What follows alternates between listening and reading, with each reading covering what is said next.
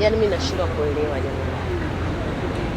Nashindwa kuelewa. Hivi waandaaji wa tuzo, samahani, tunaomba tu kuuliza waandaaji wa tuzo. Hivi hizi tuzo zenu mkiwa mnaziandaa, si muwe mmejipanga? Au tuzo unaandaa unakuwa tu? Kwa nini mnavunja vijana wadogo moyo jamani? Unaandaa tuzo zako, vijana wanafurahia, wanakuwa inspired. Na mimi nimefanya kazi, naonekana nimeingia sasa kwenye masuala ya tuzo. Mtu anafanya promo, anaambia watu zake wapige kura nini. Kumbe wewe una mpango wako mwingine ndugu yangu. Umeandaa tuzo zako, umemaliza, unamtumia screenshot, chwa, tuzo nimekupa wewe, naomba nipe 3,000,000.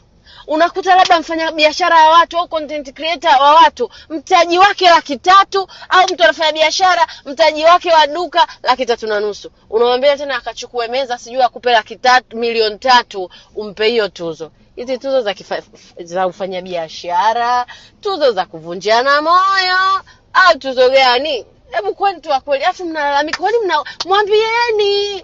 Yaani mwambieni tu jamani, tuzo hizi mnafanya tuzo za namna gani bwana? Mnavunja wafanya biashara moyo, mnavunja vijana moyo. Unamwambia mfanya biashara au content creator akupe 5,000,000 umpe tuzo. Hiyo tuzo unaandaa nini?